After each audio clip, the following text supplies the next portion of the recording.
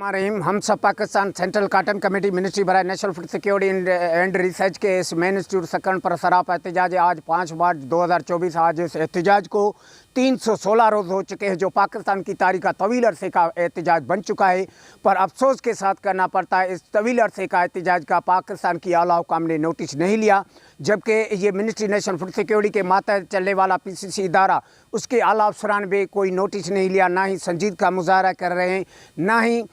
इस एहतजाज पर कोई लाएमल उन्होंने बनाया है इनके जबरी बरतरफ के बहाली के लिए, क्योंकि इन जबरी बरतरफों को बहाल करने के बाद ये इदारा मुकम्मल उसकी रिसर्च बंद हो चुकी है, अंडर प्रोसेस वैरायटियाँ तबाह हो चुकी है और काटन क्रॉप की जो मार्च में सीज़न स्टार्ट होती है वो भी अभी तक ताहाल ताखीर का शिकार है। वो अभी काटन क्रॉप की काश्त तो नहीं हो रही, ये अंडर प्रोसेस वैरायटी तबाहाल से गुजर रही हैं और जो इस इदारे इंस्टीट्यूट की मेन इंस्टीट्यूट की जो ज़मीन है वो बंजर हालत में है। हम पूरे पाकिस्तान से आला हुकाम से पुरजोर अपील करते हैं, वज़ीर-ए-आज़म पाकिस्तान, सेनेट चेयरमैन, कौमी असम्बली स्पीकर साहब से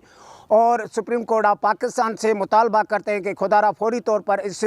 ज़राइत के मेन इदारे की तरफ ध्यान दिया जाए। वो तबाह हाल से गुजर रहा है और जो गैर कानूनी तरीके से जबरी बरतरफ निकाले गए थे PCC इदारे के 143, उनको फौरी तौर पर बहाल किया जाए। पूरे PCC इदारे में स्टाफ की कमी है, इस मेन इंस्टीट्यूट में 0% स्टाफ है। हम पाकिस्तान के आला हुकाम से ये भी मुतालबा करते हैं कि खुदारा इस इदारे के लिए जो जनरल बॉडी बनाई गई थी उसको भी फिलफोर इमरजेंसी बुनियादों पर बहाल किया जाए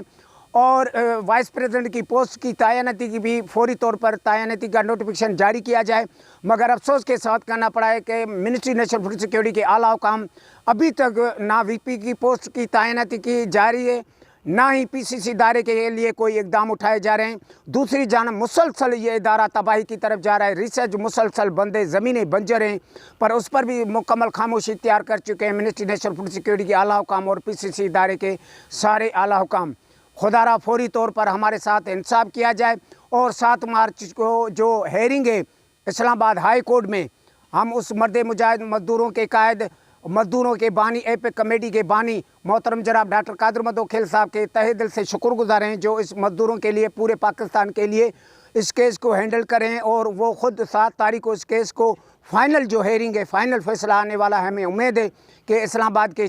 जो जज साहबान हैं वो इन निहत मज़लूम मुलाज़िमीन जो सरापा एहतजाज है, उनके ज़िंदगी एक एक पल करब वाली ज़िंदगी से गुजर रहा है, उनके बच्चे भूखे सोते हैं, नंगे पाँव चलते हैं, खुदारा उनकी दर्द व आह पुकार सुनकर उनके बहाली के आर्डर जारी किए जाएं और एपेक कमेटी जो शाना बशाना इन मज़दूरों के लिए लड़ रही है, हम पूरे पाकिस्तान के मज़दूरों के साथ ये पैगाम देना चाहते हैं कि 7 मार्च अपने हकूक़ के लिए, अपने इंसाफ के लिए, अपनी की गई नाइंसाफ़ी के लिए भरपूर इस इस्लामाबाद हाई कोर्ट में चल कर ये साबित करें हम जिंदा कौम हैं।